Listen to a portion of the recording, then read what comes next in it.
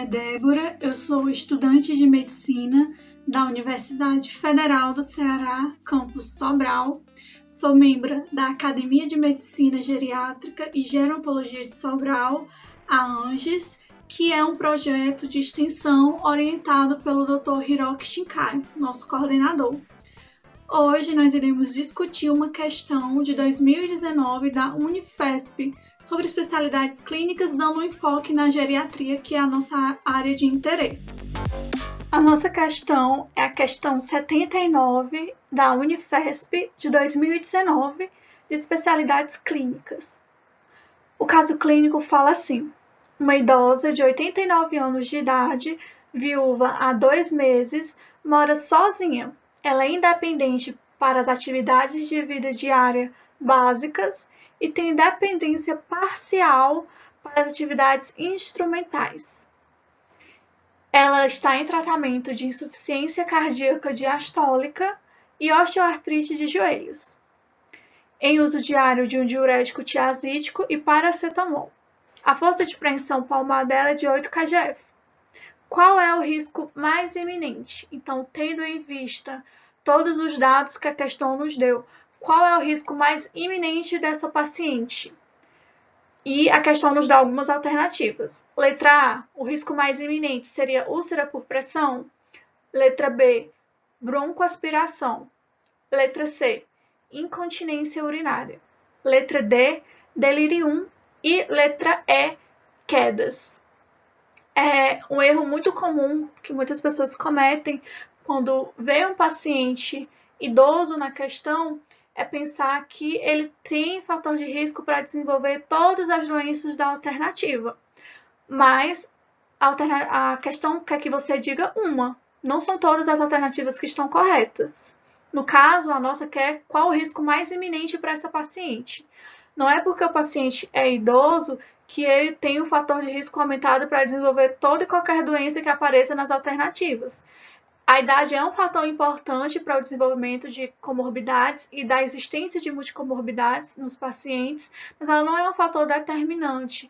Os dados da questão, as informações que o caso clínico traz sobre o paciente são muito importantes para direcionar seu raciocínio clínico, para resolver aí essa questão. Então, não vá pensando que porque o paciente é idoso, que todas as doenças estão presentes nele, ele tem fator de risco para desenvolver tudo, porque aí você não vai desenvolver seu raciocínio corretamente. Pense de acordo com os dados que foram dados na questão, certo? Então, nós vamos começar aqui a destrinchar as nossas alternativas. A alternativa A fala de úlcera por pressão. A úlcera por pressão ela é bem comum, é um achado comum em pacientes imobilizados, pacientes institucionalizados, pacientes hospitalizados, que uma parte do corpo vai estar em contato permanente ou prolongado com uma superfície. E esse contato prolongado pode aí ocasionar a ocorrência dessas escaras por pressão. A nossa paciente, o quadro que é apresentado para a gente, de como ela não nos leva a pensar em úlcera por pressão. Por quê? Fala aqui que a nossa paciente ela é independente para as atividades de vida diária. Quais são as atividades de vida diária, que é a escala de Katz que vocês estudam na geriatria? Nós temos algumas atividades, mas eu vou citar aqui as de tomar banho, vestir-se, promover higiene, transferência, da cama para a cadeira, da cadeira para a cama, capacidade de alimentar-se sozinho e de deambular. Então, se a nossa paciente ela é independente para as atividades de vida diária, eu sei que ela é independente para deambular, eu sei que ela é independente para a transferência dela também. Ela não é uma paciente imobilizada nem restrita ao leito, tá? E também ela não é uma paciente institucionalizada nem hospitalizada. Fala que ela mora sozinha na casa dela. Então, assim, esse dado é muito importante para resolver todas as alternativas, Você saber quais são as atividades básicas de vida diária vai te ajudar bastante a conduzir seu raciocínio sobre as alternativas, porque aí você vai facilitar o seu raciocínio na hora de excluir algumas alternativas.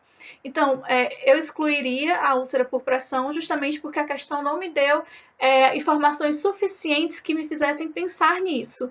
Eu não penso em úlcera por pressão numa paciente que tem a transferência adequada, que tem a capacidade de deambular adequadamente, que tem a sua independência aí nas suas atividades básicas de vida diária e não tem outros fatores de risco que me fazem pensar em úlcera por pressão. Descartaria a alternativa A. Na nossa alternativa B, é broncoaspiração. Lembrando que nós estamos descartando alternativas que não são o risco mais iminente. A questão é que você fale o risco mais iminente, né? O que está mais à porta aí do caso clínico que a gente está lendo. Pode até ser que você se confunda com algumas alternativas e pense, mas talvez ela tenha fator de risco para isso sim. Só que a questão é o fator de risco mais iminente. O que está ali batendo na porta para acontecer com essa paciente? Letra B, broncoaspiração. Será que broncoaspiração seria um fator de risco a ser pensado para ela? Seria um risco iminente a ser pensado para ela? Que fatores de risco ela tem para desenvolver broncoaspiração? A nossa paciente é hospitalizada? Ela está fazendo uso de ventilação mecânica? Ela está precisando de usar catéteres para alimentação? Ela tem disfagia? A nossa questão fala disso? A nossa questão não traz esses dados. Pelo contrário, se você lembra, a nossa questão fala muito bem que ela é independente para as atividades de vida diária básicas. Então, entre essas atividades está a capacidade de alimentar-se, ela consegue se alimentar. Tá? Na avaliação que ela fez, ela falou, olha, minha alimentação eu consigo me alimentar sozinha, não preciso de ajuda de ninguém. Então, assim, pensar no risco de broncoaspiração para essa paciente é muito precipitado, não é um risco iminente a ser pensado. Se ela consegue se alimentar sozinha, se a questão não traz nenhum dado sobre disfagia, sobre essa queixa, não seria algo a ser pensado para essa paciente, não é o risco mais iminente para ela desenvolver. O que mudaria completamente se fosse um paciente hospitalizado, um paciente com disfagia, que está em uso de ventilação mecânica, ou que está com estado de consciência rebaixado. Você poderia até pensar em broncoaspiração, né? Mas não é o caso da nossa questão. Seguir pelo caso clínico e as informações que ele te dá. Não é porque ela tem 89 anos que necessariamente ela tem um fator de risco para broncoaspiração. Não vão pensando dessa forma. Letra C. Talvez essa seja a alternativa que muitas pessoas iriam pensar. Incontinência urinária. Por quê? A nossa questão ela traz um dado sobre um diurético tiazídico. E quando as pessoas veem diurético, elas já pensam logo, isso pode estar causando uma incontinência urinária. De fato, a incontinência urinária é muito prevalente em mulheres idosas e também que fazem uso de alguns medicamentos, principalmente os diuréticos de alça. Então, os diuréticos de alça, como a furosemida, por exemplo, podem aumentar a incidência de incontinência urinária transitória. Pode acontecer, tá? Mas não é só porque ela usa um diurético tiazídico que ela necessariamente tem incontinência urinária. Não é porque ela tem 89 anos que ela necessariamente usa fraldas, tem incontinência urinária. Isso não tem relação, tá? E, novamente, um dado que eu vou bater na tecla e que a gente já discutiu, ela é independente para as atividades de vida diária. Então, a capacidade de ter continência está preservada. Então, ela tem continência. Os esfíncteres dela são preservados, tanto para continência urinária como continência fecal também.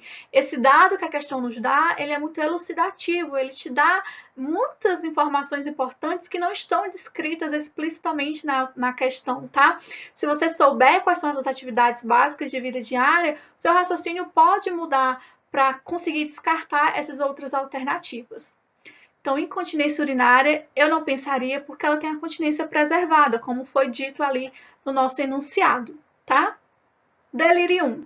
O delirium, né, que é um estado confusional agudo, ele pode ser pensado quando há flutuações, quando a paciente, por exemplo, tem um quadro de infecção associada, pode ser infecção do trato urinário ou uma pneumonia, quando tem um quadro de hipóxia, quando também essa paciente faz uso de alguns medicamentos, né, como neurolépticos, benzodiazepínicos, sedativos e hipnóticos, como o Zolpidem, entre outras medicações que vão aí poder aumentar o risco de desenvolver delírio 1, tá? Novamente, a idade por si não é um fator de risco para desenvolver delírio 1 e o nosso caso clínico, ele não traz informações que deixem claro para você que o fator de risco que o risco mais iminente para essa paciente seria o desenvolvimento do estado confusional agudo. Por que você pensaria nisso? Que dado da questão te leva a pensar que o delírio 1 é o risco mais iminente para essa paciente? Tá? Ela não tem uma história de infecção, ela não tem história de flutuação, de alteração do estado de consciência. Então, assim, a presença de multimorbidades e a idade, ela pode sim contribuir para o aparecimento do delírio 1, mas não pensaria nessa alternativa logo de cara como o risco mais iminente. O que está batendo na porta? Será que o delírio 1 é um risco que está batendo na porta dessa paciente, que está para acontecer?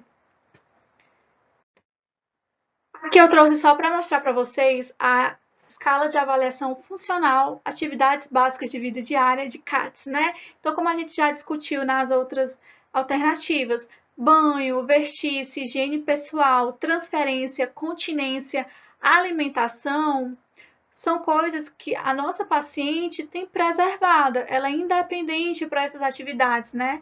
Então, eu trouxe aqui para ilustrar para vocês, né, a escala de CATS, que vai te ajudar bastante a desenvolver seu raciocínio sobre aquele caso clínico que nós acabamos de ler.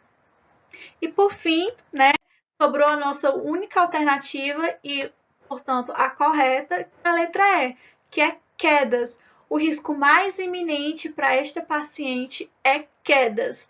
Apesar dela ter transferência e deambulação preservados, ela é independente para fazer essas atividades, o risco de quedas ele é muito presente, tá? Então não precisa ser um paciente que está com dificuldade de deambular, que necessariamente tem um risco aumentado de cair, né? Pacientes que estão bem podem deslizar, pode ter algum evento agudo que faça com que eles caiam, e a queda é um risco muito importante, porque ela desencadeia uma cascata de outras comorbidades que podem surgir. Então, o paciente pode desenvolver infecções na hospitalização, delírio 1, agora sim, o paciente pode complicar mais, até sofrer o óbito, né? Até chegar no óbito também.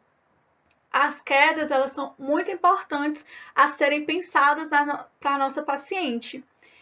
Por quê? A nossa paciente, ela tem insuficiência cardíaca diastólica, e a insuficiência cardíaca diastólica, ela pode trazer uma redução transitória da perfusão cerebral. A osteoartrite de joelhos também pode diminuir a resposta motora, ter dificuldade na propriocepção, que pode ocasionar também eventos de queda. E a força de preensão palmar dela é de 8 kgf. Existem vários pontos de cortes baseados principalmente no IMC e na força medida pelo dinamômetro, mas a da paciente é de 8, né, que é um dado a ser pensado, tá? A força de preensão palmar, ela guarda uma íntima relação com a potência muscular, principalmente de membros inferiores. Então, se a força de preensão palmar dela está no estado assim meio crítico, meio que levantando ali a bandeirinha de atenção, você teria que pensar também, essa paciente ela tem um risco grande para quedas, tá? A presença de múltiplos medicamentos também pode ser um fator de risco para quedas. No caso, ela fala que faz uso de um diurético tiazídico e paracetamol. Provavelmente, esses dois medicamentos interagindo entre si, pode ser que eles não sejam o maior fator de risco para que a paciente tenha esses eventos de queda, mas a gente sabe que o uso de múltiplos medicamentos pode sim e é um fator importante para os eventos de quedas. Então, no nosso caso, a nossa paciente, por ela ter essa presença de multimorbidades, de usar alguns medicamentos, de ter uma força de preensão palmar reduzida, pela idade dela também, a osteoartrite de joelhos, as quedas são um risco iminente a ser pensado. Esse sim é um risco iminente e que deve ser considerado prevenido, né, para que essa paciente não sofra as consequências desse evento de queda. Então, descartando todas as alternativas, queda seria assim algo mais sensato a ser pensado, pelo uso de medicamentos, pelas multimorbidades que ela tem, tá? Pela idade dela também, por ela morar sozinha, ter que fazer todas as atividades em casa sozinha. Ninguém sabe como é esse ambiente também que ela vive, certo? Então, assim, quedas é algo a ser pensado, a ser considerado, portanto, também é o nosso gabarito. A alternativa correta é a letra E. Que é a nossa liga, Academia de Medicina Geriátrica e Gerontologia de Sobral, os membros e o nosso coordenador Hiroki Shinkai. Meu nome é Débora e foi um prazer conversar com vocês sobre essa questão. Até logo!